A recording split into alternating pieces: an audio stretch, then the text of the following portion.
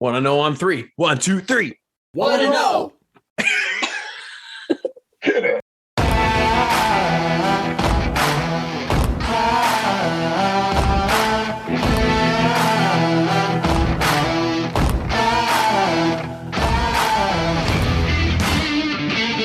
Welcome, hola, and bonjour. You're listening to the official 1-0 Fantasy Football Podcast. It's time to join your host, the commissioner extraordinaire, the fantasy football trademarker, Owen O-Dog Drake.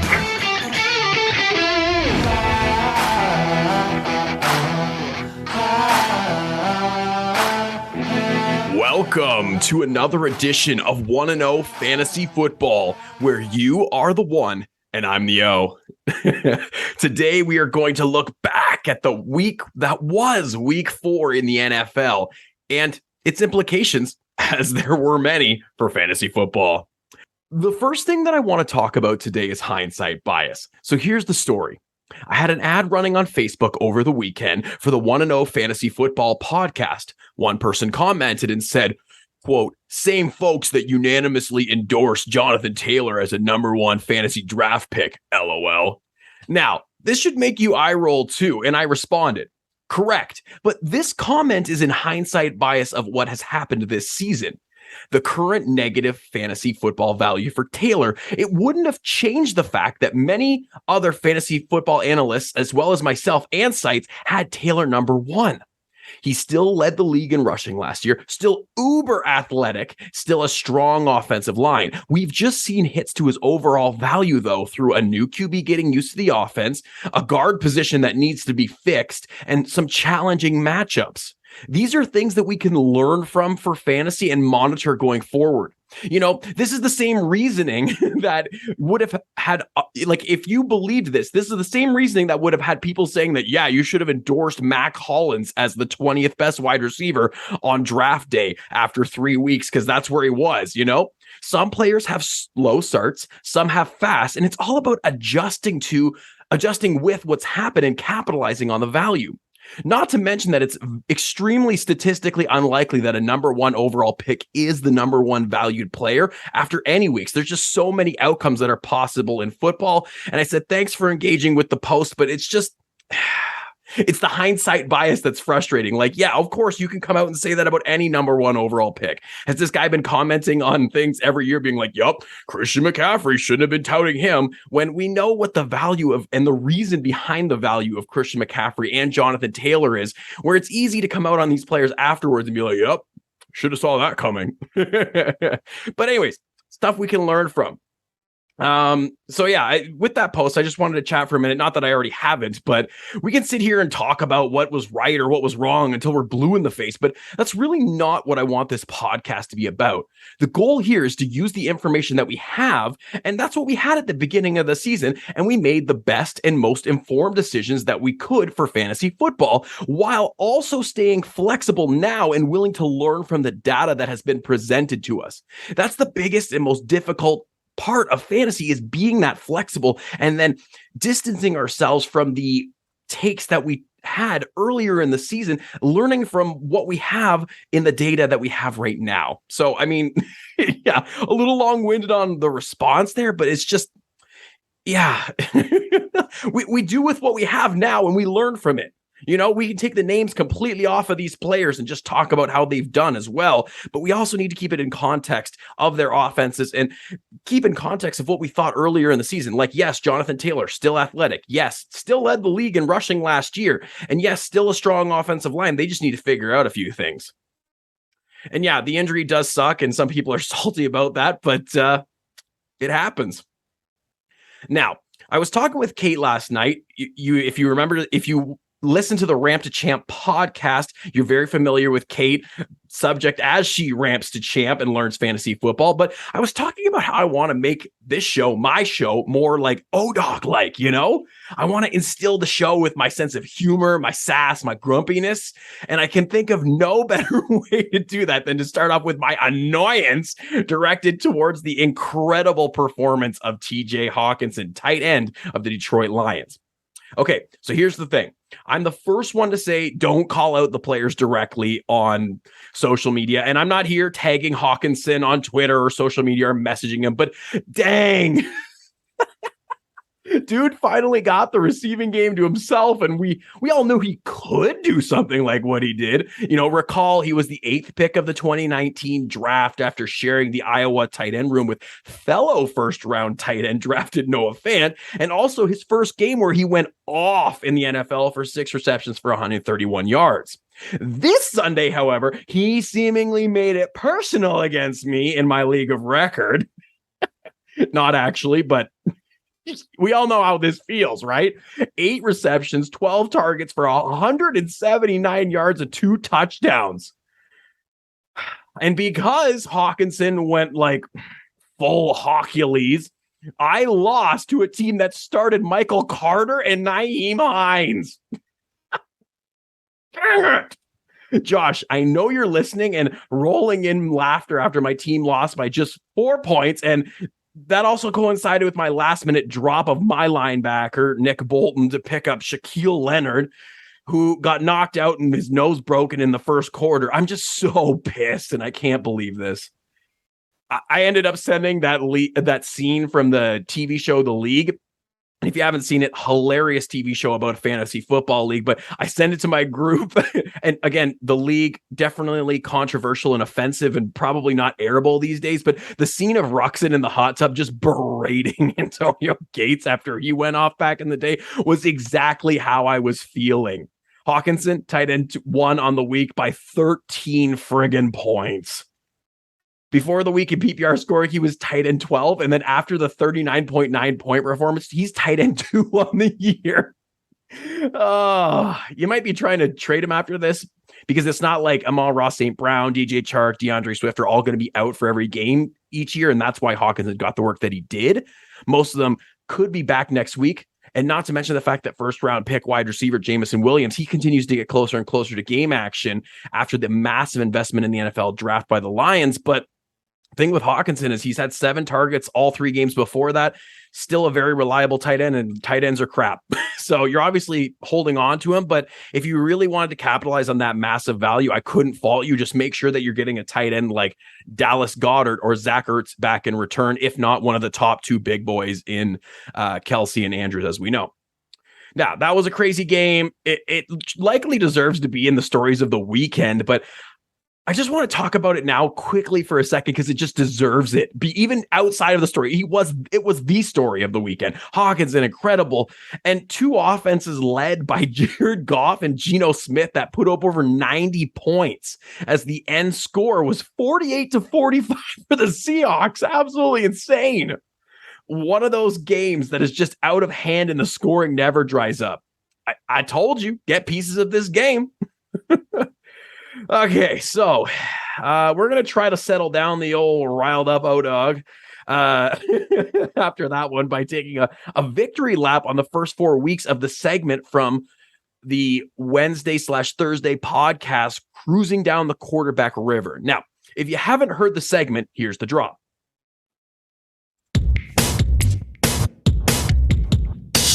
Cruising down the quarterback river. Owen, what is this uber successful cruising down the quarterback river segment? Well, let me tell you. So in this segment, and I have in here very successful, I'd like to add right off the start, I recommend a streaming quarterback start for the week based on the data that I have that you can confidently start in your lineups. A quarterback that's available in over 70% of NFL fantasy football leagues on NFLfantasy.com each week. And here's how it's gone so far. Week 1, Jameis Winston versus Atlanta.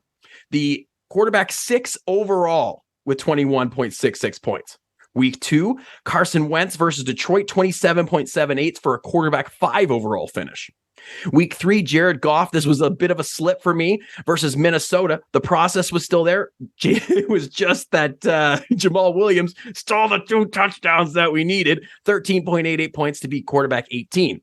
Okay, had to bounce back. Week 4, called this out. Geno Smith, available in over 90% of leagues versus Detroit. He put up 31.7 points to finish as the quarterback 2. This between all four quarterbacks is a total of 95.32 points, which through 4 weeks, this Frankenstein quarterback formed by the weekly streams, that's Winston 1, Wentz week 2, Goff week 3, Geno week 4, that's quarterback 4 overall. So if you are one of these teams hurting for a quarterback, or you have a quarterback that you see in the bottom 6, come cruising down the quarterback stream with me, baby.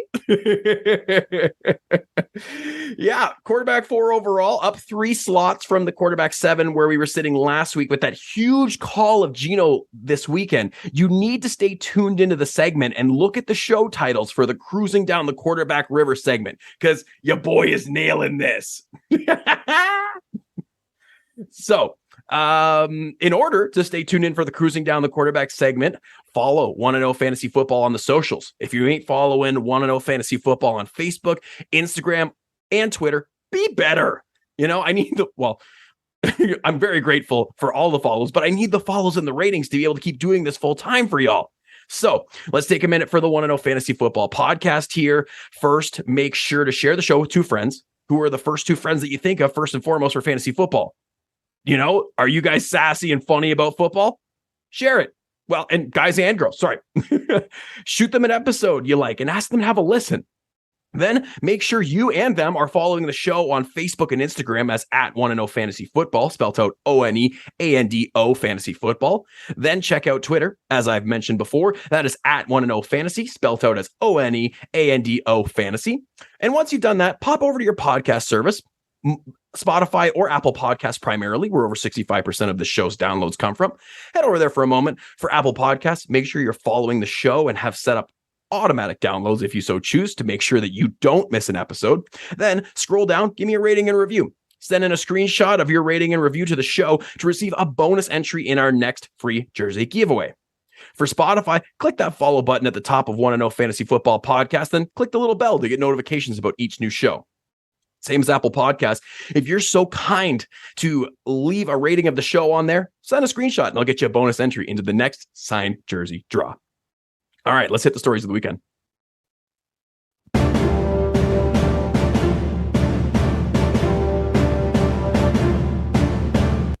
Stories of the weekend. Okay, so today we're starting with the funniest story of the weekend. On Sunday, there was panic in the streets when we got the sleeper news alert that read, quote, DK Metcalf was carted to the locker room. No word on what happened. Those that watched the game were so confused when, we were looking for an injury, but we later found out in a tweet directly from DK Metcalf himself, which read, quote, that clinch wouldn't have made it. Love this. Remember when Lamar Jackson had to waddle his way off the field on a Monday night game and kept denying that he had to poop?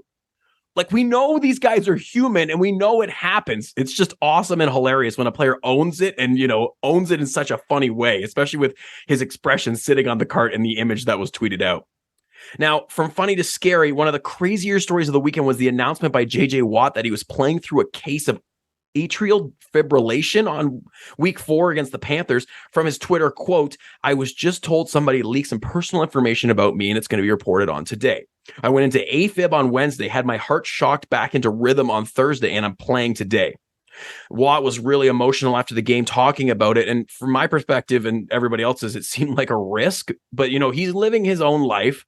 But just like Tua, though, I get the competitiveness and the need to compete, but there's just a line where I'm not calling them stupid, but almost dumb, where you're risking too much, especially because it's such a dangerous game. What if JJ gets a shot directly to the chest from a offensive lineman? Does his heart just stop? I mean, I'm assuming they have doctors for that, and I am nowhere near qualified, but it worries you.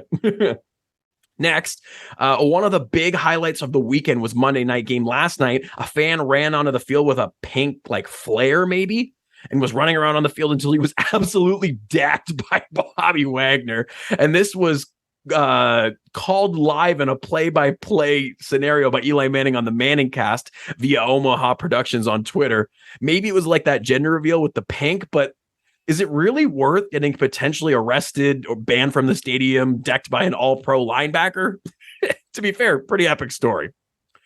Now, let's talk about the London game for a second. For those of you that have Alvin Kamara, I hope you were up before 9:30 Eastern Standard Time, and I really hope you got him out of your fantasy football lineups. That was a brutal inactive that I bet got a lot of people. But there was a warning, as running back Latavius Murray was activated from their practice squad before the game, which is something that we need to pay attention to. Teams can blabber all they want about who they want to play through injury and who are expected to play, and the players themselves can talk about how they're expected to play. And honestly, myself and other fantasy analysts, we can blabber about it too, but we need to follow the transactions. You know, if you saw that Latavius Murray was activated, that could mean that they're anticipating that Alvin Kamara would sit, and he did. But the game in London was pretty good if you tuned in the morning. A slow start that could have had you going back to bed, but it really got going. Justin Jefferson got going. Andy Dalton looked debatably better than broken back Jameis.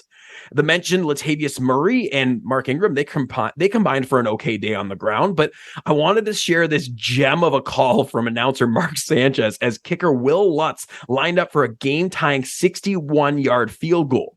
He had just nailed a 60-yarder on the Saints' previous drive, and back-to-back drives with 60-plus yard field goals would have been an NFL record, and this was Mark before the kick. Quote, "You said extra vinegar on the fish and chips. I hope he had an extra helping of bangers and mash because he's going to need everything he's got in that right leg to nail that sucker." What a call.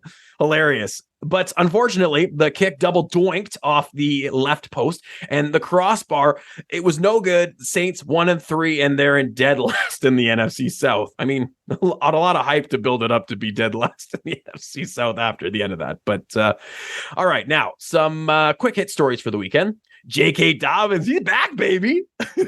Played against that difficult Bills defense, and don't worry, you know, Dobbins is going to come up again in the big thrills, but he had a rushing and a receiving touchdown in that first quarter of the game. Loving that red zone usage and the upside for JK as he gets back closer and closer to full strength. This week, 13 carries, 4 targets, a big uptick from the 9 opportunities that he received last week. Next thing, the rookies, they are here. Mitchell Trubisky finally benched. We did it. And it was reported yesterday, I believe, not right after the game. They didn't want to make a decision then, but it's Kenny Pickett time for the rest of the year. More to come on him later, as the implications of him starting should have you prioritizing another rookie on the waiver wire. And I did say rookies, and I called for it. We had Breece Hall. He took over the Jets backfield this week against the Steelers.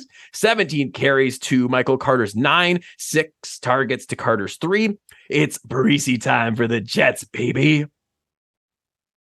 Ooh, did you see that just go by? Was that just a Breece, or was that a Breece Hall?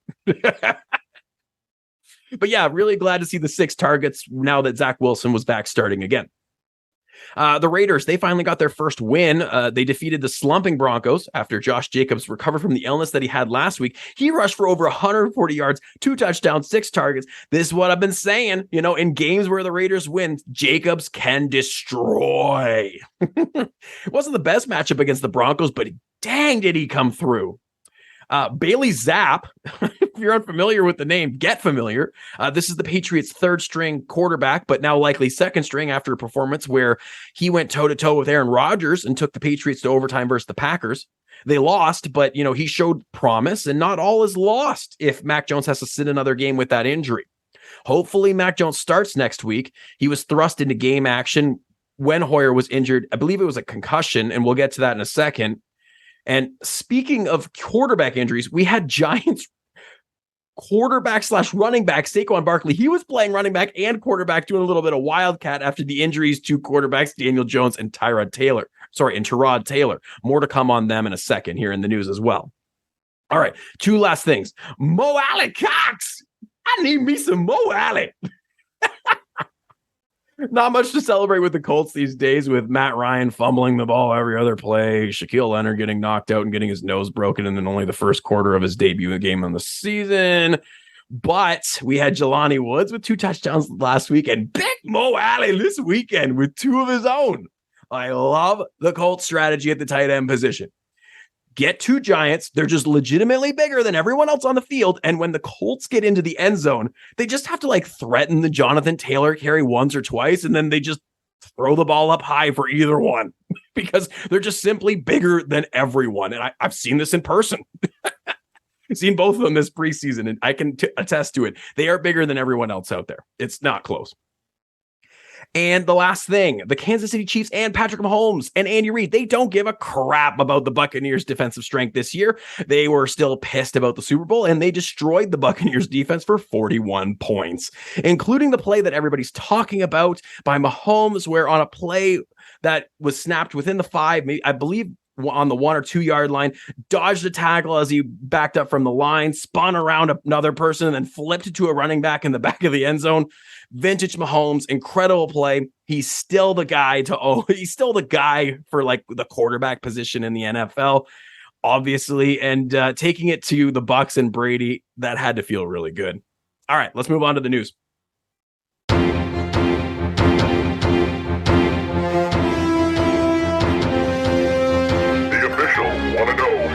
Football news. Now, I deliberately avoided the bad injury news and the stories of the weekend to begin the show on a bit of the lighter side, but here is where we get into the bad of the weekend, as we lost more players to injury. We had the wide receiver injury apocalypse coming into the weekend, and we had a few running backs join them after the weekend. First thing, though, I want to start with Saints wide receiver Chris Olave. Continues to impress. 7 targets with Andy Dalton in London was good enough for a 25% target share, still leading that wide receiver room. It'll be interesting to monitor the target share, like if Dalton gets the start next week, if Michael Thomas returns, but this was very reassuring. Sticking with the Saints, running back Mark Ingram exited the game versus the Vikings early in the third quarter, but he did return in the fourth quarter. Injury wasn't disclosed, but one to monitor as the Saints running back room, it had Mark Ingram and Latavius Murray, but one of those was headed to the Broncos. We're going to get into that in a minute. We talked about it earlier, but touching on it once more, this was likely Mitchell Trubisky's last game starting, and last time in the news, barring injury, benched in the third quarter versus the Jets after going 7 for 13 for 84 yards and interception.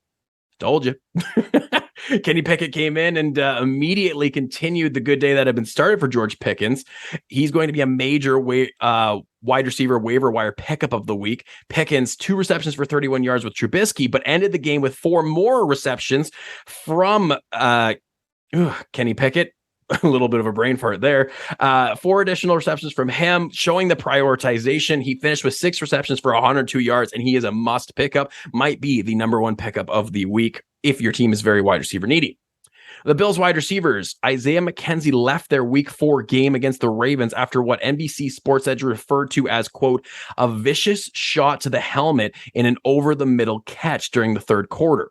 Fellow slot wide receiver Jamison Crowder took over, and I tuned into the game just to see him miss a laser beam from Josh Allen, where he got a piece of it again, and it almost caused another interception. But then he broke his ankle. Out indefinitely and replaced by rookie 5th-round wide receiver who is an absolute stud. Seen him in person and seen him snagging those balls from Josh Allen, Khalil Shakir. Giants quarterback. So, hinted at this before. Daniel Jones, he left the game versus the Bears with an ankle injury, got it wrapped, and stood on the sideline. Tyrod Taylor entered the game at quarterback. And then after Tyrod entered the game, Evan Neal, their left tackle, he left with a neck injury. And then Kenny Golladay, he left with a knee injury. And Kenny, who has been reported as not promising for week 5 per head coach Brian Dable on Monday. Not that he was fantasy relevant, but just covering that. We could have Wan'Dale Robinson, Kadarius Toney back. But anyways, then Tyrod Taylor went into the locker room with a concussion. We saw Saquon Barkley mixing in at quarterback for a play or two. Daniel Jones was forced back in with his ankle injury, and a little bit of mixing of Wildcat and the hobbled Daniel Jones. Daniel Jones considered day-to-day per Ian Rappaport. He's reporting that there's optimism that he can play in week 5 against the Packers, although he will undergo additional tests. We heard how good J.K. Dobbins looks continuing to work his way back. Fellow running back of the Ravens, Justice Hill, was forced from the week 4 game against the Bills, a non-contact leg injury, which looked really, really bad after he missed the entire last season with an Achilles injury. Stay tuned for updates. But obviously with this, J.K. Dobbins, a massive buy and in load for a huge workload until Gus Edwards returns. A little bit more on that later. But obviously if Hill misses misses time, and J.K. Dobbins has already worked his way back this far. A massive workload for J.K. Dobbins. And then speaking of that, Tuesday, the Ravens designated Gus Edwards to return from the reserve PUP list. He'll return to practice this week, and per head coach John Harbaugh, quote, "We'll see how it looks." Hard to believe that he'll be ready to go right away. They'll likely bring him along slowly like Dobbins. Harbaugh said that Justice Hill, he might be out for a little bit. He dodged a bullet, not a serious hamstring injury, but expected to be out for a little. Commanders wide receiver Jahan Dotson exited week 4 against the Cowboys with a hand. Sorry, I got myself on this one. Too many O's in Cowboys, and it looks like Cowboys. Anyway, sorry. Jahan Dotson exited with a hamstring injury. He said to the media after the game that he's, quote, feeling pretty good. This per Nikki. I don't want to butcher your name here, Nikki, but Nikki Javhala on Twitter had some cramping going on too. He made it sound not too severe, but on Monday, Commanders head coach Ron Rivera said that Dotson could be out a week or two. So good news for fantasy for fellow Commanders wide receivers Terry McLaurin and Curtis Samuel. Also on the Commanders, you may have saw running back Jonathan Williams get a bunch of carries, and this coincided with Antonio Gibson only playing 41% of the snaps. So if you're an Antonio Gibson owner and you're panicking, it's well warranted, because this came after the report that the activation window would be opened for fellow running back Brian Robinson, who was hyped up as the starter entering the season before being tragically shot in the leg. Bad news all around for Antonio Gibson, getting phased out of this offense. We had 5 carries for Jonathan Williams for 48 yards at 9.6 yards per carry, 8 carries for 40 yards for J.D. McKissick. So 13 carries there. And I believe Antonio Gibson only had 13 carries as well. McKissick, along with 4 targets, beat Gibson's 3. And then Commanders head coach Ron Rivera today, Tuesday, October 4th, said Brian Robinson has a very good chance to play in week 5. The notable fact here is that he does not have to be listed on the injury report, so we'll need to be monitoring his practices and the situation throughout the week. More to come on Brian Robinson later as we get into the waiver section. Titans wide receiver Treylon Burks. The breakout is not coming. He was carted off with a foot injury. I was watching this game, Colts playing the Titans, and this dude got injured. Then he waved off the replacement, which I found, because then it appeared to get worse to the point where he couldn't even put pressure on it when he tried to run a route. Like, what? Go off, dude. I get that you're dedicated, but now, you look like a dummy because you're leaving the locker room on crutches in a walking boot because you could, potentially you made it worse. Diagnosed as turf toe. Ian Rappaport reporting that Burks isn't expected to need surgery, but will miss some time. We mentioned this earlier too. Patriots quarterback Brian Hoyer. He left the game against the Packers with a head injury. He's going to be the backup going forward if Mac Jones sits with how Bailey Zapp performed, hopefully. And now we get to one of the headlining running back injuries. Colts running back Jonathan Taylor, per head coach Frank Reich, he said that Jonathan would be undergoing additional testing for a potential high ankle sprain. At that point, he wasn't too sure on Taylor's availability for the Colts Thursday night game against the difficult Broncos defense. Now, if you missed it, Taylor left the game following a fumble on the second to last possession. He had his ankle taped. The report on Monday from NFL Network's Ian Rappaport is that the Colts believe the injury to Taylor isn't too serious. It wasn't the dreaded high ankle sprain. The issue is that the quick turnaround of that Thursday night game, as we said.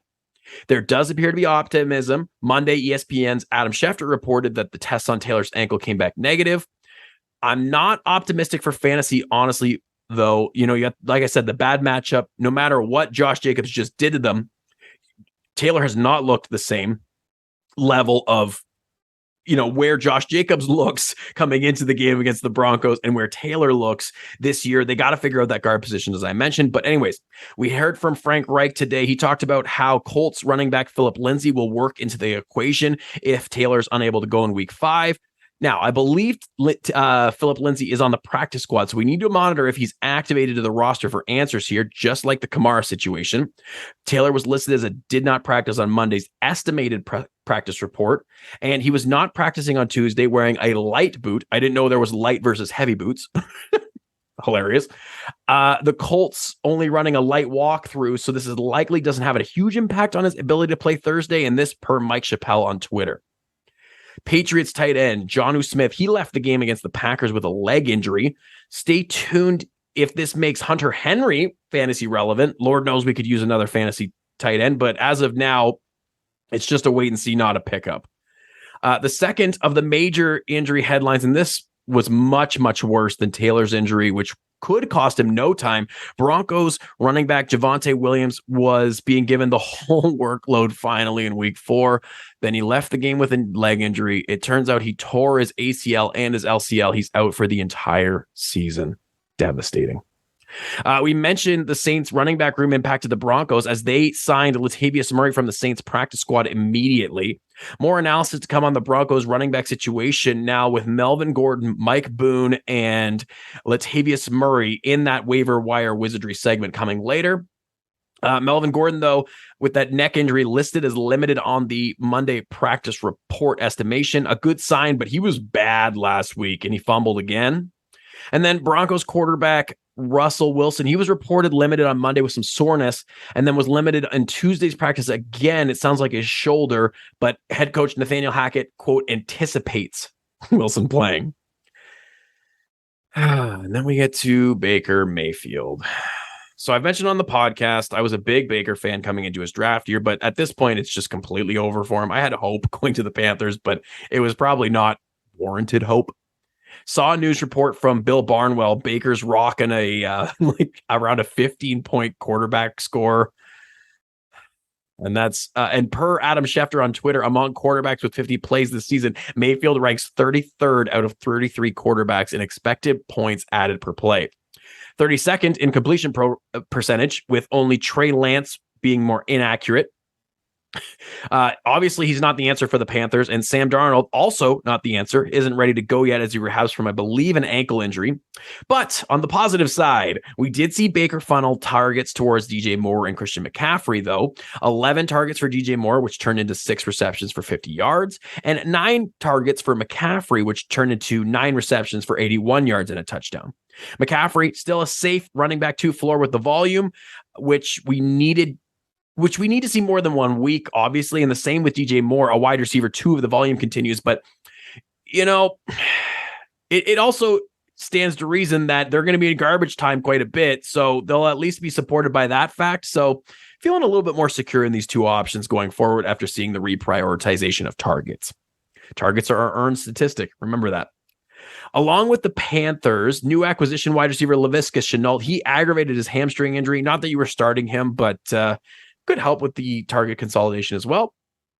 The Cardinals kicker, Matt Prater, check your kicker spot if you have him. He suffered a right hip injury. I would consider picking up a different kicker for week 5 as he'll be questionable with the Cardinals. He'll be questionable, and that Cardinals offense currently just sucks, so you probably just move on anyways. Raiders running back Josh Jacobs, positive, played on 89% of the snaps versus the Broncos, only the second time he's topped 80%. Said this was the case coming into week 3. His snap percentage had been rising, and then dipped a little bit last week due to his illness.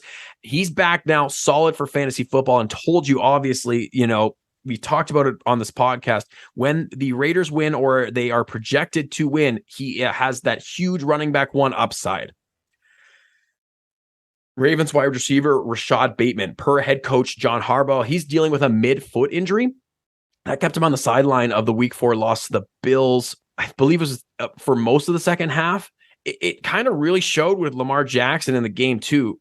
And really the rule here for the Ravens is don't trust pass catchers outside of Andrews and Bateman in Baltimore. But it was very disconcerting to see the ceiling for Lamar maybe taken away without that deep threat.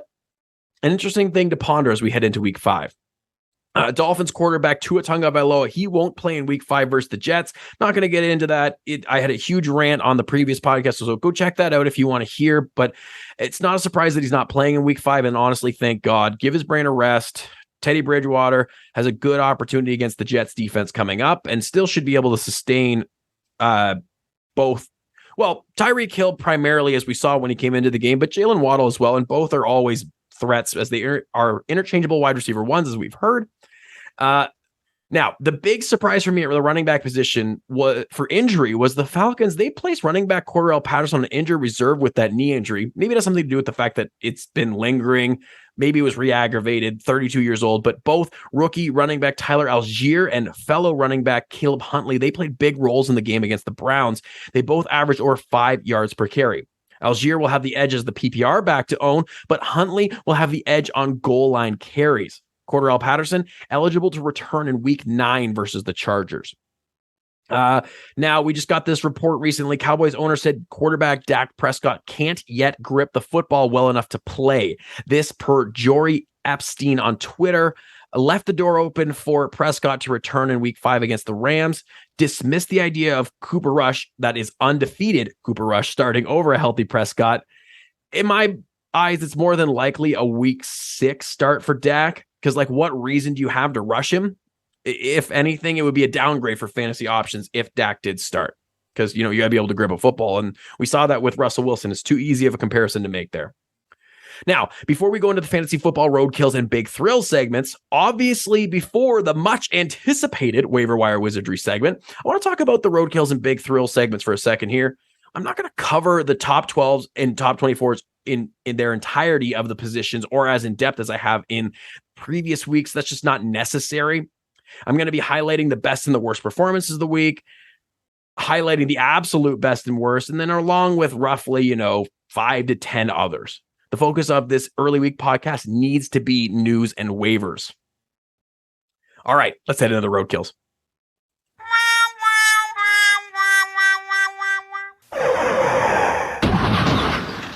Fantasy football outcomes, roadkills. All right, your worst performance at quarterback of the week. Quarterback 32, Marcus Mariota versus Cleveland.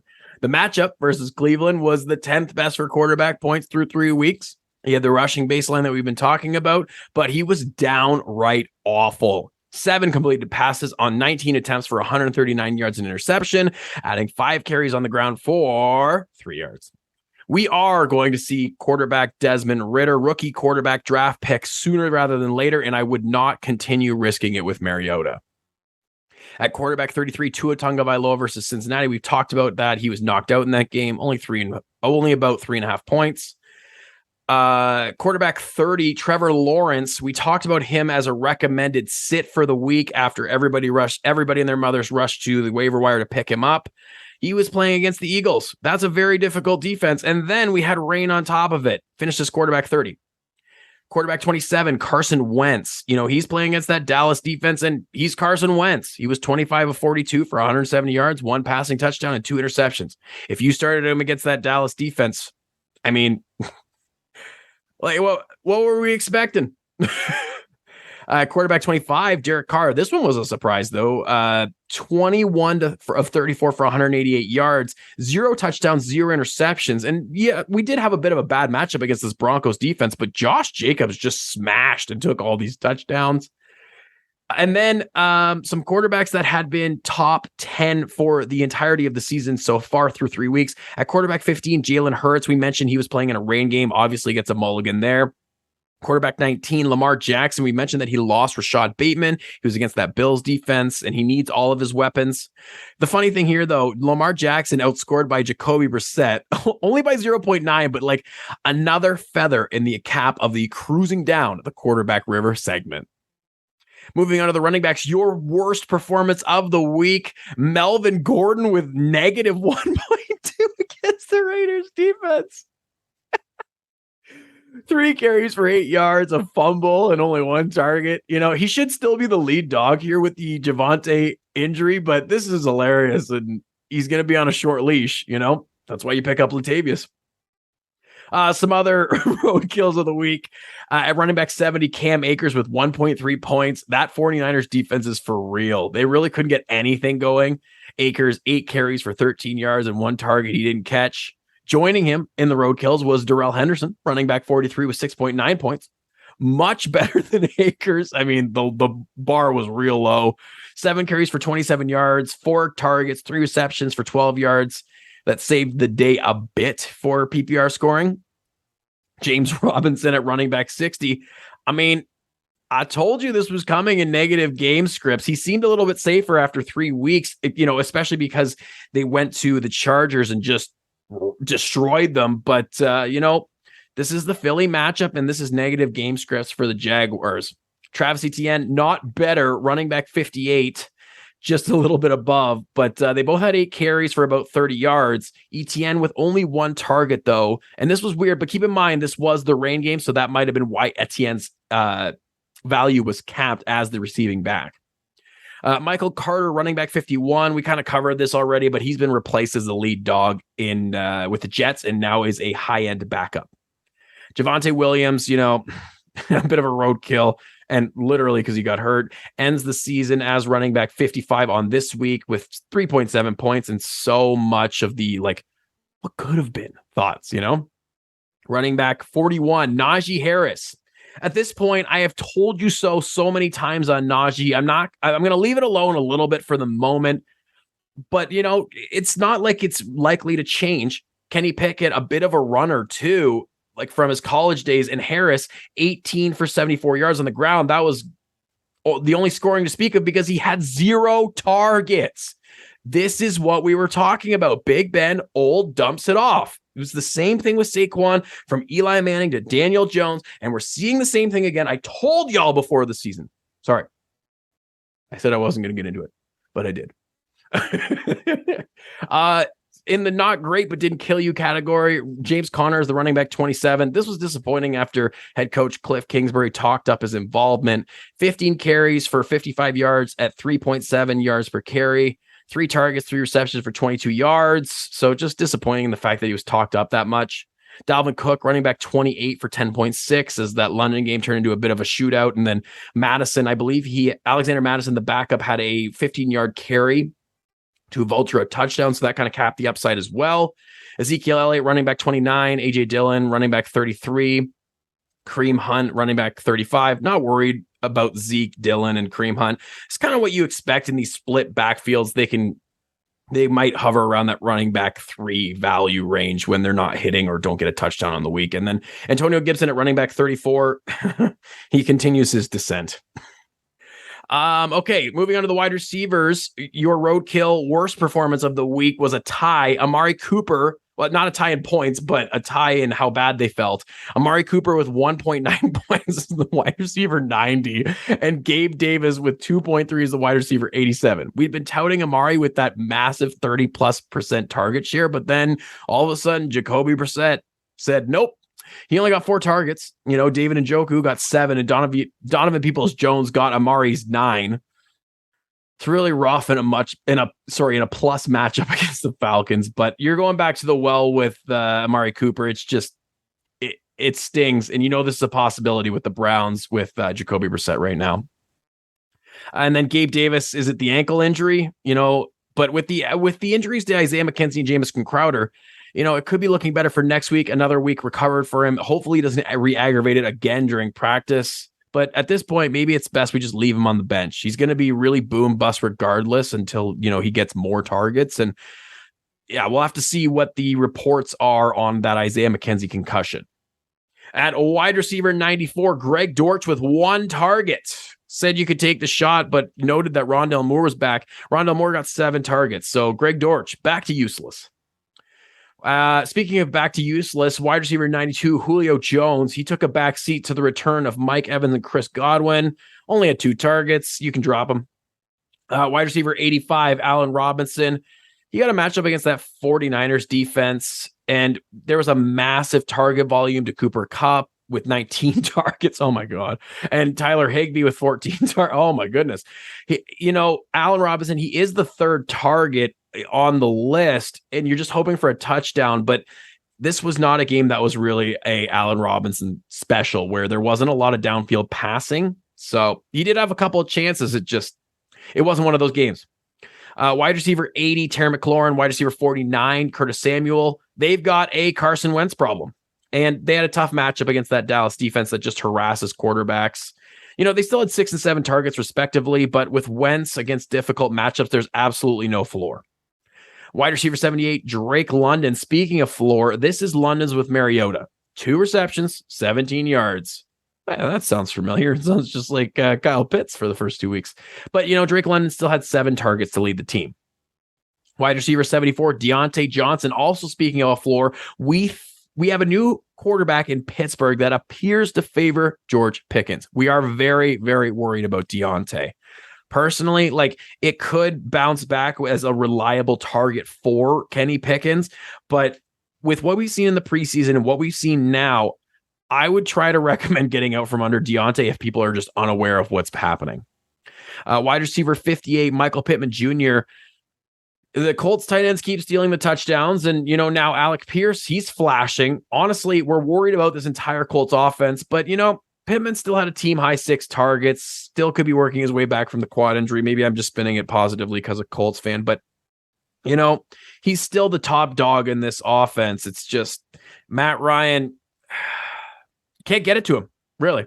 So you're looking at a risky wide receiver 2 until Matt Ryan really starts gelling with this offense, or if he ever does, At wide receiver 58, Garrett Wilson, he was still second on the Jets team in targets with 6. That was tied with Breece Hall, where Corey Davis led with just one more at 7. But the story here is that Elijah Moore, despite finishing 4 slots higher at wide receiver 14 slots higher at wide receiver 44, Elijah Moore only had 4 targets, and 3 of which turned into 53 yards. So let's see some more information, more data next week if the targets stay with Garrett Wilson and Corey Davis, which would not be very good for Elijah Moore at all.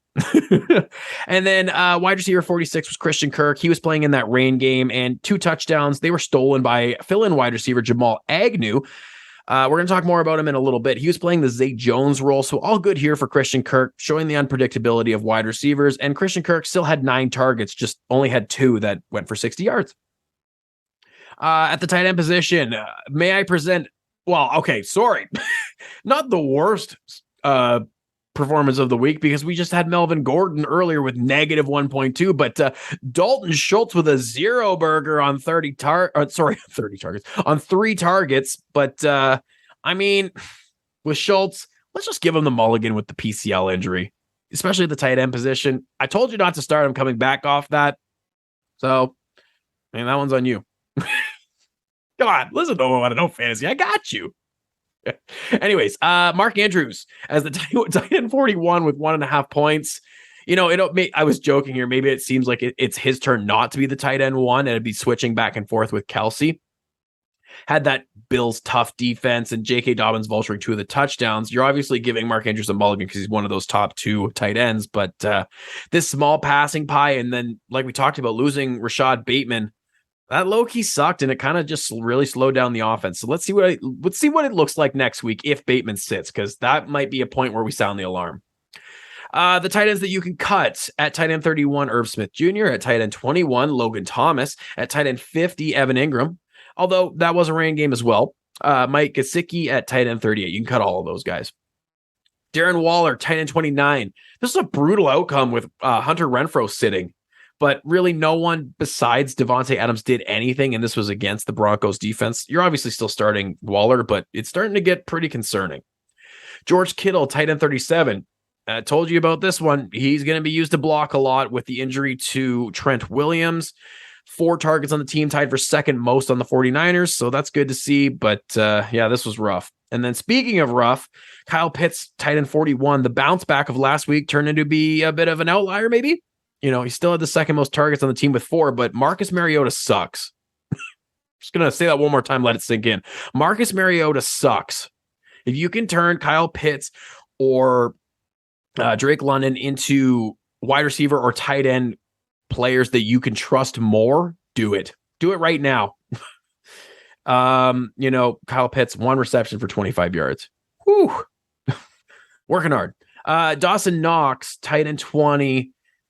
The 6 targets, that was encouraging. That turned into 3 receptions for 40 yards. Reminder that the Bills just lost Jamison Crowder to the broken ankle and could have lost Isaiah McKenzie to the concussion. But at this point, you're just likely tired of the Knox experience for fantasy this year. But next week, what might be the safest bet that you can have on Knox. So if you're streaming the position and somebody drops him, you could do worse. Just keep an eye on the McKenzie injury. At the defense, your worst performance of the week was the Tampa Bay Buccaneers, a top flight defense that just got wrecked by Patrick Mahomes and the Chiefs in revenge. 1 point that they ended up with, that's actually pretty decent considering that they got 41 points scored against them. And then some other road kills of the week there. The Los Angeles Rams versus Garoppolo and the 49ers. They only put up 1 point. That was a bit of a bummer. And then the Broncos with their solid defense. It was just Josh Jacobs that wrecked them, They ended up with 2 points. Let's move on to some big thrills and take this podcast back up a notch, shall we?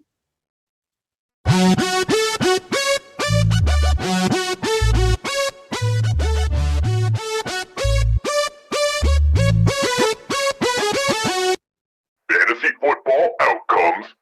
Big thrills.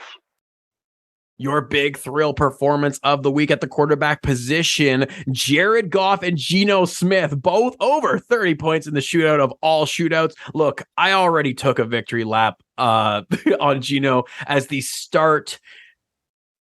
Sorry, I already took a victory lap on Geno at the start of the podcast as the recommended cruising down the quarterback river stream of the week.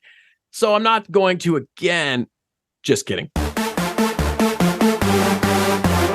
Woo! What a call from 1-0 fantasy football there. Any quarterback going against the Detroit Lions is your start of the week. We don't even have to do the segment anymore. It's it out, everybody, especially if you started Geno Smith and especially if you followed the recommendations from the 1-0 Fantasy Football Podcast.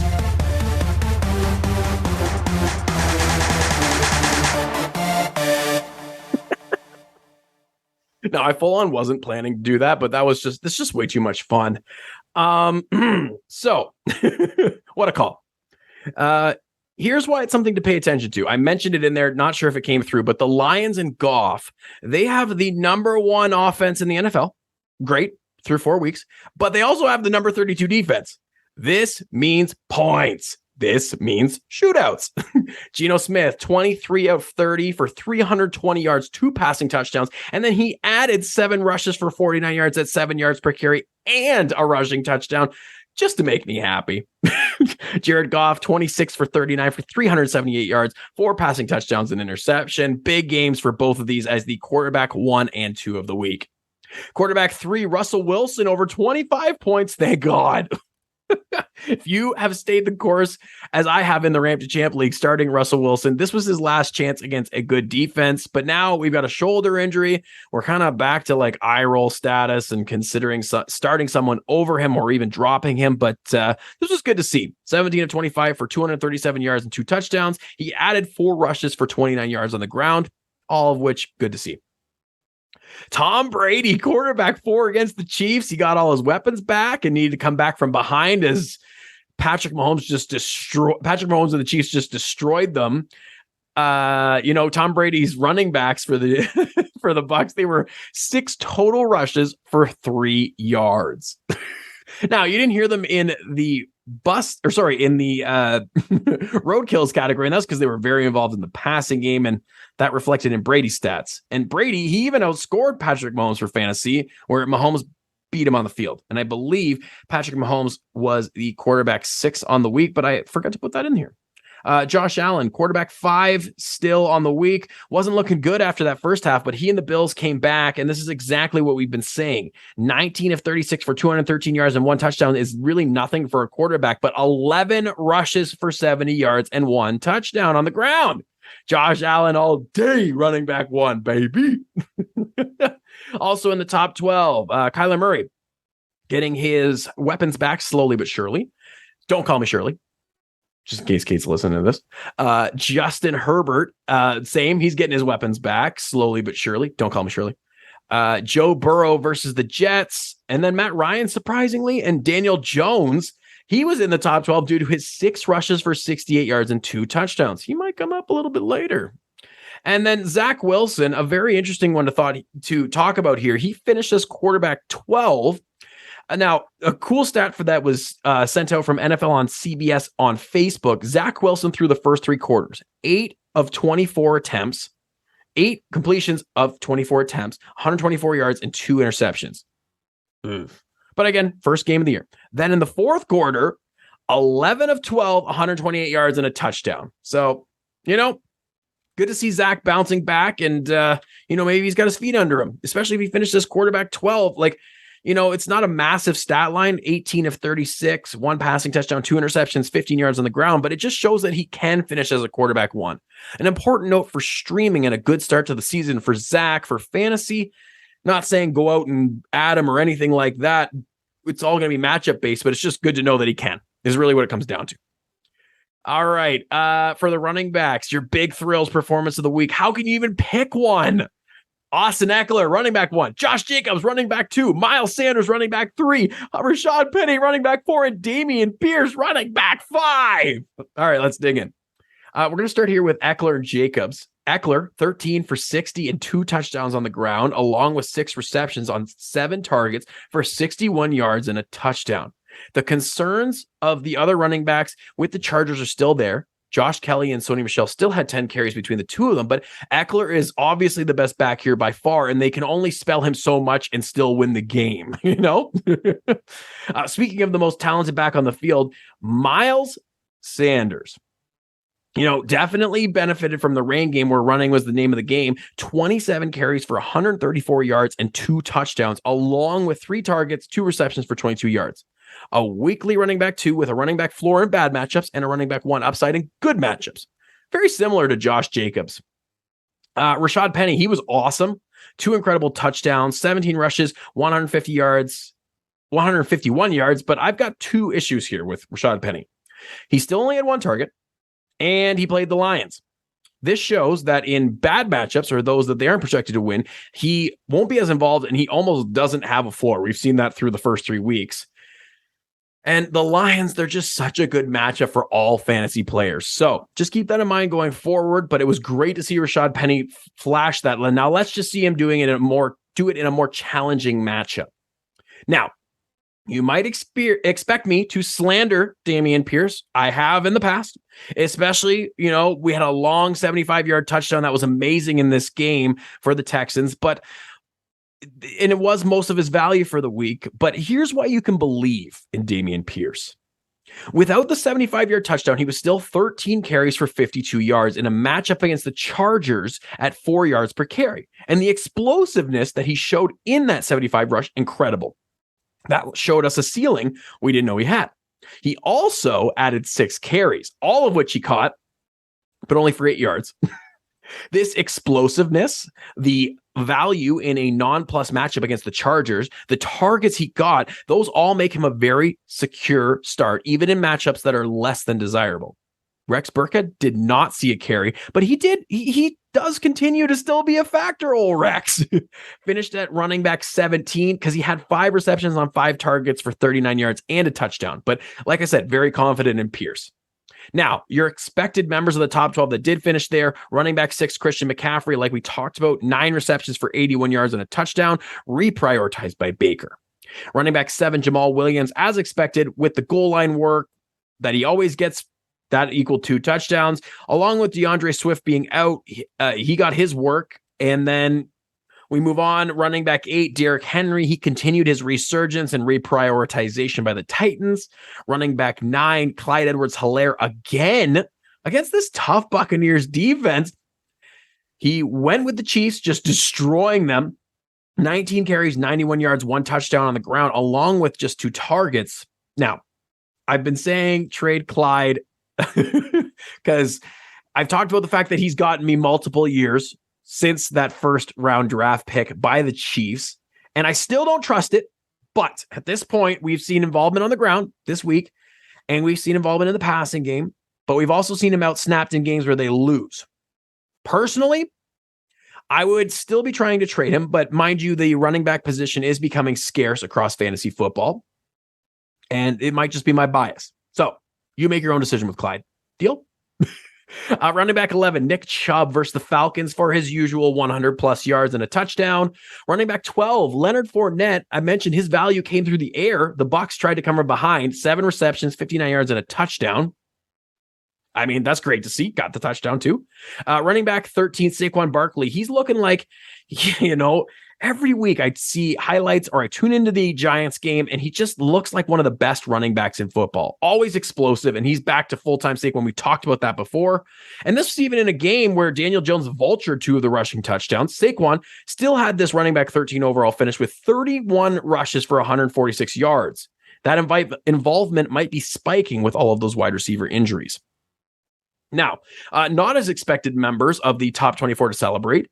We talked about J.K. Dobbins at running back 10 with those 2 touchdowns. May not be 100%, but loving the involvement in that Justice Hill injury for him. Breece Hall at running back 15 versus the Steelers. We talked about him taking over the backfield. Patriots running backs Damian Harris at running back 15 and Ramondre Stevenson at running back 22. Damian Harris saw 18 carries for 86 yards and a touchdown, only 1 target, where Stevenson, 14 carries for 66 yards at around the same yards per carry, but didn't score a touchdown, had 5 targets, 4 receptions for 23 yards. Both backs are now considered safer now that we've seen that Bailey Zappe won't sink the offense. So hopefully he starts if Mac Jones sits, but between Zappe and Mac Jones, not as much of a downgrade as we thought we would have. All right, moving to the wide receiver position, your big thrill performance of the week, the stream, we called it on the podcast, wide receiver Josh Reynolds was the wide receiver 9. And then we'll give a big shout out here also to the surprise Jamal Agnew, wide receiver 10. So it wasn't just TJ Hawkinson for the Lions, and as much as I thought it was personal, but in all seriousness, it was really good to see Josh Reynolds succeed as the only man left standing. 8 targets to Hawkinson's 12. And, we can rewind back to seeing Reynolds' chemistry with Jared Goff back on the Rams, and that's why he was, along with the fact that he was the last man standing, he's likely a start any week with Amon-Ra St. Brown out, but also keep in mind that DJ Chark, he was also out, which made obviously Reynolds a smash start.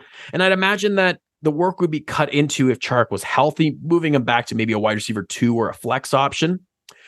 Jamal Agnew, he was interesting because he played that Zay Jones role in the Jaguars offense, with Zay Jones a surprise inactive. Great news if you picked up Zay Jones, because, I believe he was close to playing, and the theoretical next man up, Marvin Jones, he failed to record a catch. Jamal Agnew had 6 targets, 4 receptions for 50 yards and 2 touchdowns, and that limited Christian Kirk's upside, as we already heard. So your expected members of the top 12 that finished there, wide receiver 1, Justin Jefferson, he bounced back with over 30 points, 13 targets, 10 receptions for 147 yards. Mike Evans also bounced back, from a suspension, 10 targets, 8 receptions, 103 yards and 2 touchdowns. Cooper Kupp, new career highs, 19 targets, 14 receptions for over 120 yards. Great to see in that horrific Rams performance. Tyreek Hill and T. Higgins from the Thursday Nighter. We talked about both of them. They ended up as wide receiver 4 and 5 on the week. Deebo Samuel, wide receiver 6. Notable with that massive long play on Monday night that's hitting all the highlight reels versus the Rams. CeeDee Lamb continues to impress with Cooper Rush. Don't have the number in here. I believe wide receiver 7 or 8. Even with Michael Gallup playing and stealing a touchdown, he was still 8 targets, 6 receptions for 97 yards and a touchdown. And then we get to wide receivers 11, 12, and 13. Marquise Brown with 11 targets, leading the Cardinals again. He was wide receiver 11. That turned into 6 receptions for 88 yards and a touchdown. At wide receiver 12, Devontae Adams, even as Derek Carr struggled a bit, he still had 13 targets, 9 receptions for 101 yards. And then Mike Williams bouncing back as he's been doing the roller coaster act up and down all season. 11 targets, 7 receptions for 120 yards without Keenan Allen in the lineup. An important note there. Now, what wasn't expected but was great, DK Metcalf at wide receiver 7. Good to see him racking up the yards instead of just all the receptions and little to no yards. Brandon Cooks at wide receiver 14. Great bounce back there, even though Davis Mills not looking great. And then what wasn't expected that you need to know, Corey Davis, wide receiver 15. Zach Wilson's favorite target for stretches last year and this week. He led the team with 7 targets, 5 receptions for 74 yards and a touchdown. George Pickens, wide receiver 18 in that same game. Pat Freiermuth, tight end, still had more targets with 9 to Pickens' 8, but Pickens 6 for 102 between both quarterbacks. The arrow is pointed way up. Along with Chris Olave, wide receiver 17 is the top receiver, even in the Andy Dalton-led offense, who had a team leading 7 targets on 4 receptions for 67 yards and a touchdown. Then we had pairs of wide receivers in the top 24. Alan Lazard and Romeo Dobbs, wide receiver 16 and wide receiver 23 respectively. They both led the Packers with 8 targets, a great sign going forward. Cortland Sutton and Jerry Jeudy, wide receivers 18 and 20. Sutton expects to be in that top 24 weekly. Great to see as always, though. 7 targets leading the team to Judy's 5, but both got in the end zone as Russ's passing touchdowns. And then Adam Thielen also joined the top 24 at wide receiver 21. And we talked about the fact that Justin Jefferson was the wide receiver 1. Thielen still the number 2 in Minnesota. I thought KJ Osborne wasn't playing in that game. He didn't get a target until the second half. Thielen got 9 targets to Jefferson's 13. All right, at the tight end position, your big thrill performance of the week, like it could be anyone else, TJ Hawkinson, who single-handedly destroyed my soul. Anyways, tight end won by over 13 points with 39.9 in PPR scoring. 12 targets, 8 receptions, 179 yards, 2 touchdowns. Not expected every week as they were missing Amon-Ra St. Brown, DJ Chark, DeAndre Swift, but he's a top 6 tight end. Recall, 7 targets every week before this. At tight end 2, my man, Mo Cox.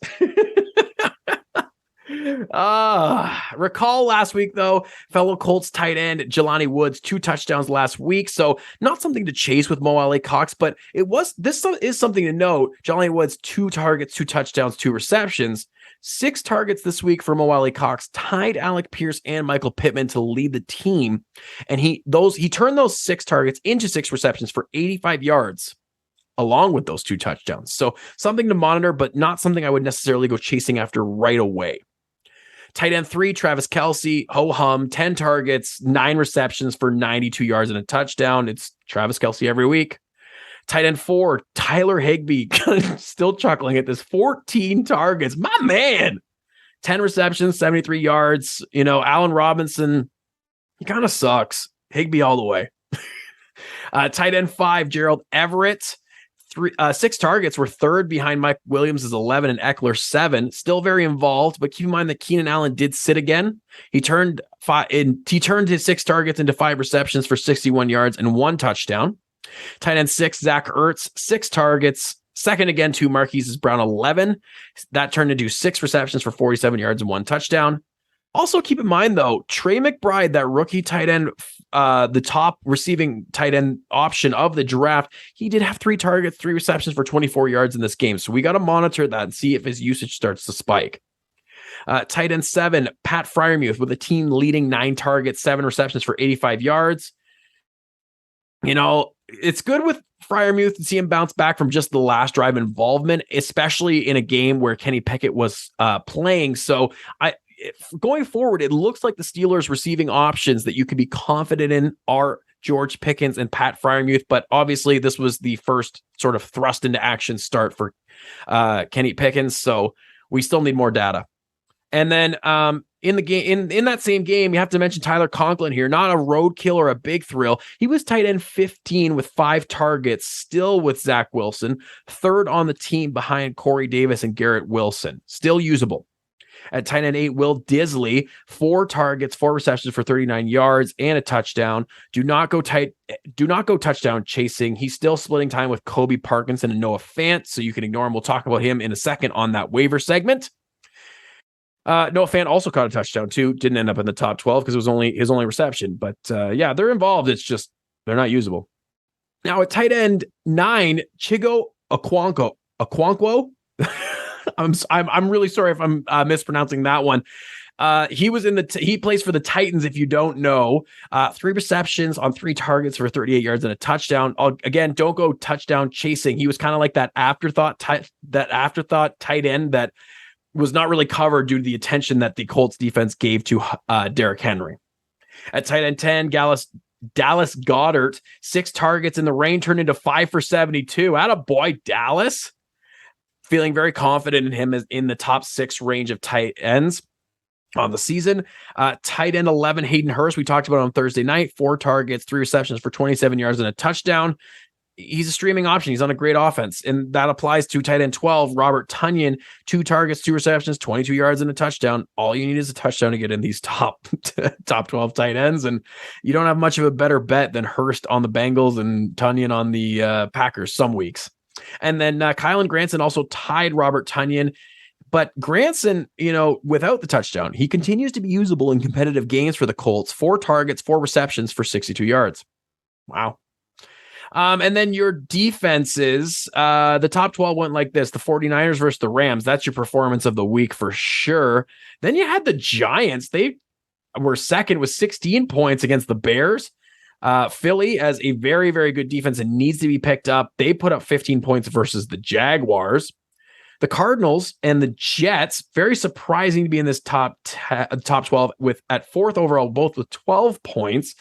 The Cardinals, they played the Panthers, so unsurprising there with Baker Mayfield. And the Jets, they played the Steelers, unsurprising there with the Trubisky experience that ended very quickly, and then Kenny Pickett coming in. So that was your top 5 of them, but they fit into the top 4 because of a tie. But the rest of them, the Patriots, the Raiders, the Titans, the Cowboys, the Jaguars, the Panthers, and the Bengals, and the Chargers on the week. That, with a couple of more ties in there, which is why you have more than 12 in the top 12, but all of those were above 8 points, and you're feeling pretty good. All right, let's move on to some waiver wire wizardry.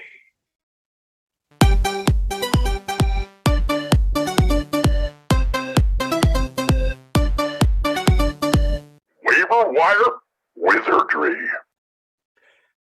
All right, so starting at the quarterback position, you want to check and see for these players if they're available. Dak Prescott, he's close to coming back. He's got a bad matchup this week, but he is still 38% available on NFL.com fantasy.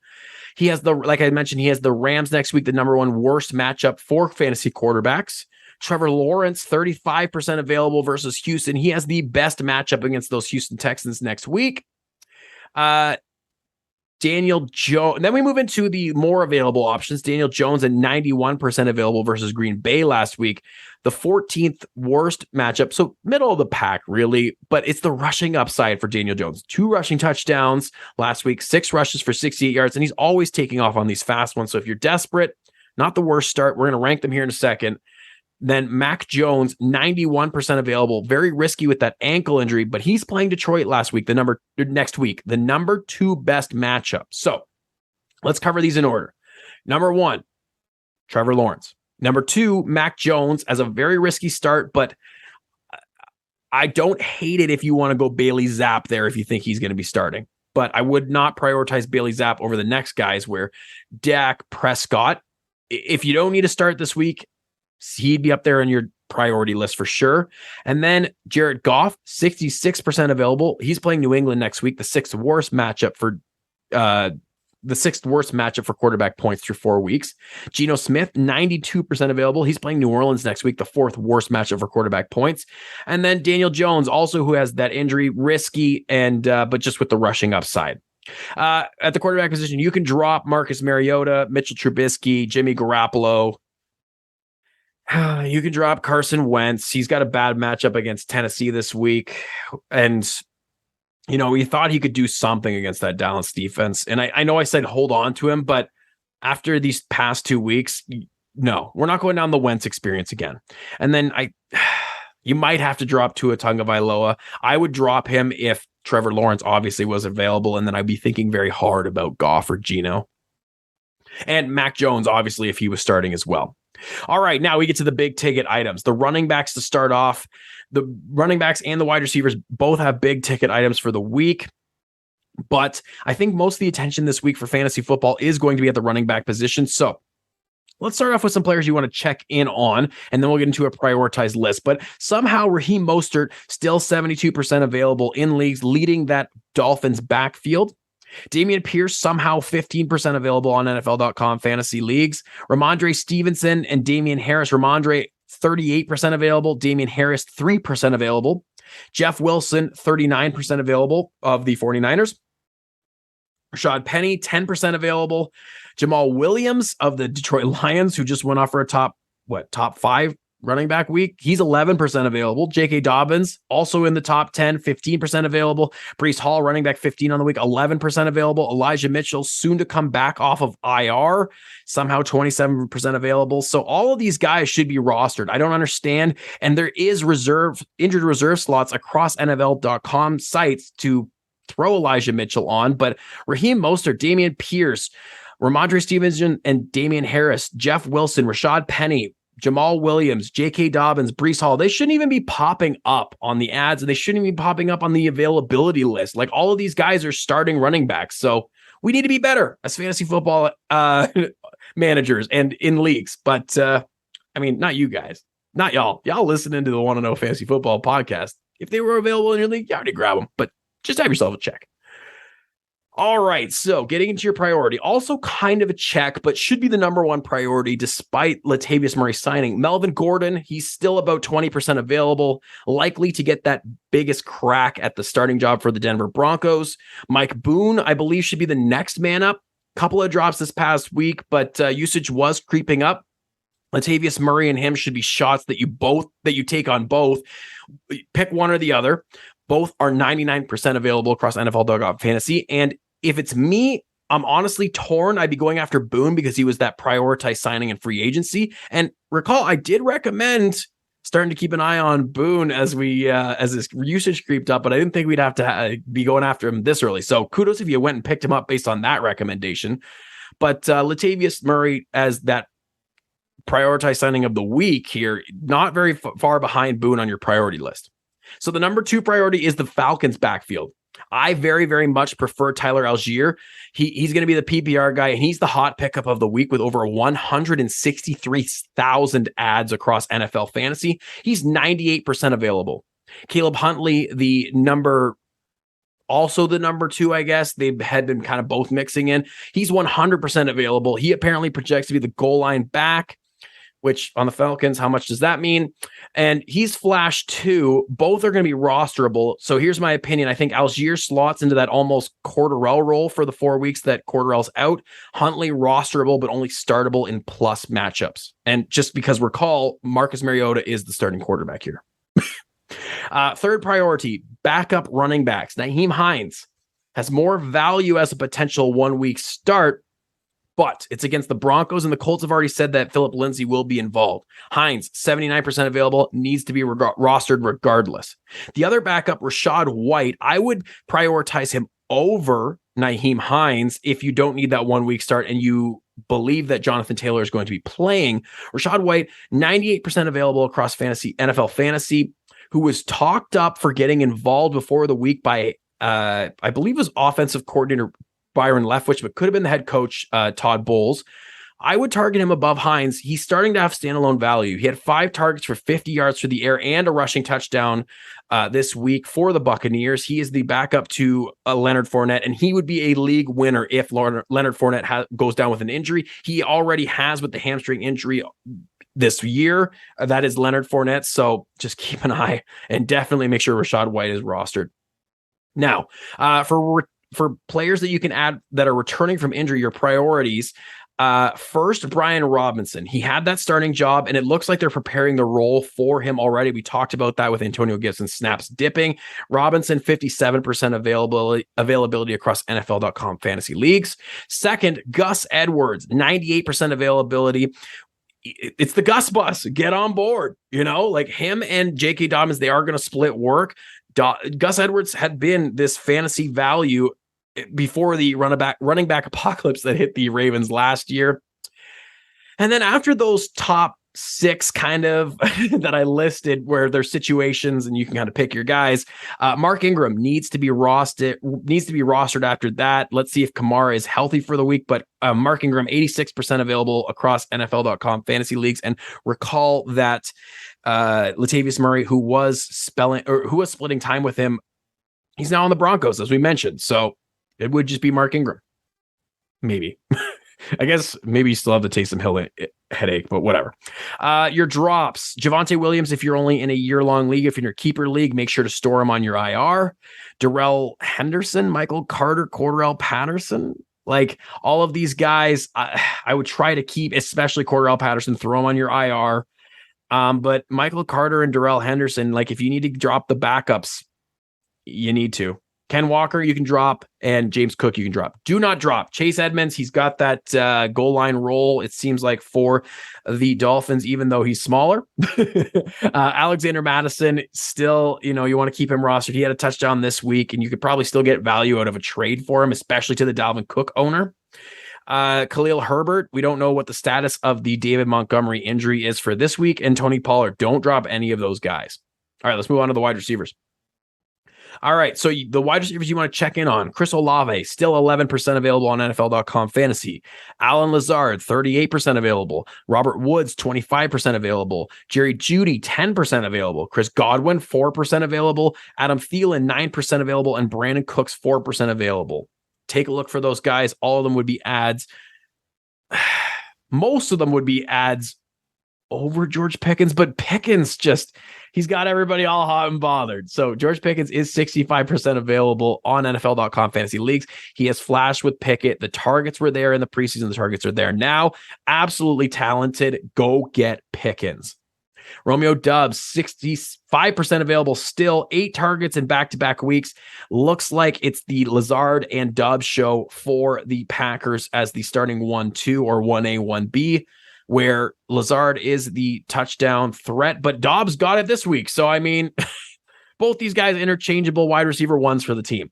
Michael Gallup, still 69% available. We got Dak coming back, and Dak loves to gallop. Then the Bills wide receivers at the 4th priority on my list here. Isaiah McKenzie at 61% available. Khalil Shakir would be the one to grab if Isaiah McKenzie does stay in the concussion protocol, but Isaiah McKenzie with the full slot of snaps at the slot, if they give it to him, could be a fantasy beast. At 5th, Corey Davis, it's just a question mark, 84% available across NFL.com fantasy leagues.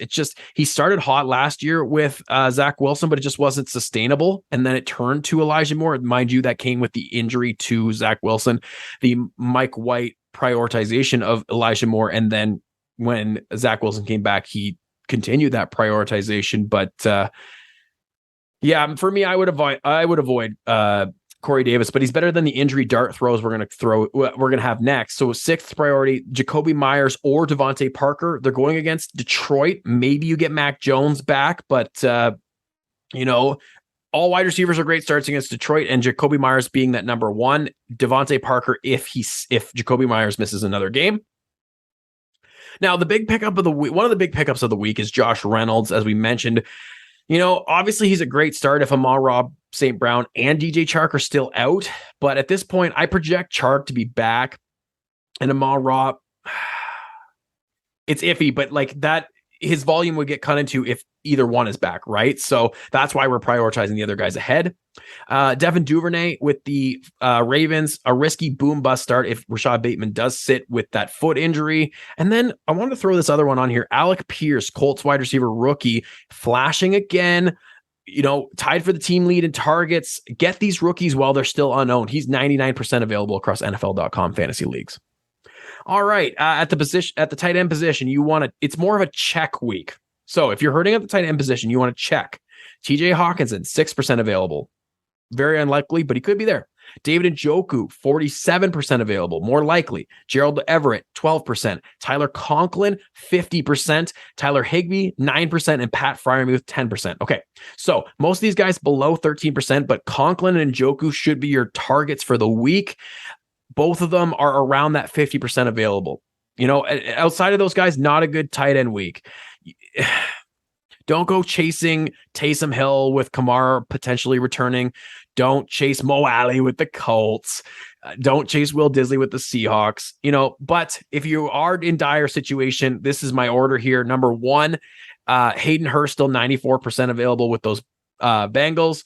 Number 2, Robert Tonyan, 85% available. You're hoping for touchdowns in both of those offenses. And if you miss out on both of those, then you can go down the Mo Alley Cox route because the 6 targets were encouraging. All right, to end off the show today, this is my list of 11 defenses that I would be comfortable starting for week 5. I wanted to have 12 because 12-team leagues, but because of the availability of these teams, you can definitely get at least one of them. So here's the list. Number 1, Bills versus Pittsburgh, 1% available. Probably not going to get them. Number 2, The one that I think might be the most likely for y'all to get if they weren't picked up this week because of that Jacksonville matchup, the Philadelphia defense. They're taking on Arizona next week, 37% available.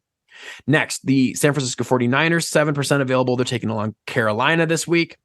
Fourth, the Jaguars, they're taking on Houston this week. They are 86% available. So, and then at my fifth priority, the Vikings taking on Chicago. So if you do not have a defense you're starting for the week, you're prioritizing the Philly defense going against Arizona, and they have good matchups also coming after that. Then the Jaguars, then the Vikings. Between those, 37% available, 86% available, 77% available. You should have a defense. But here's some other options.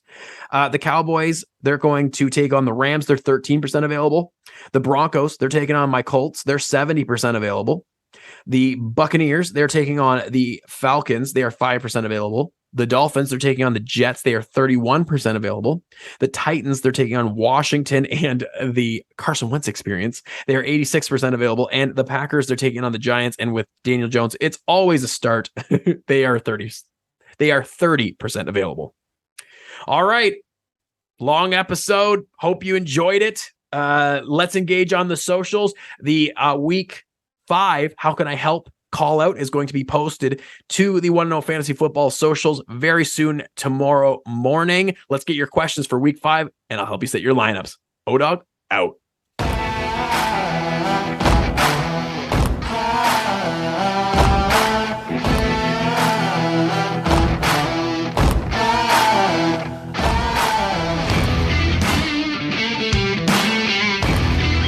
Okay, everybody.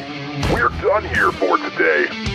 You're going to want to listen to the next episode of the official 1-0 Fantasy Football Podcast.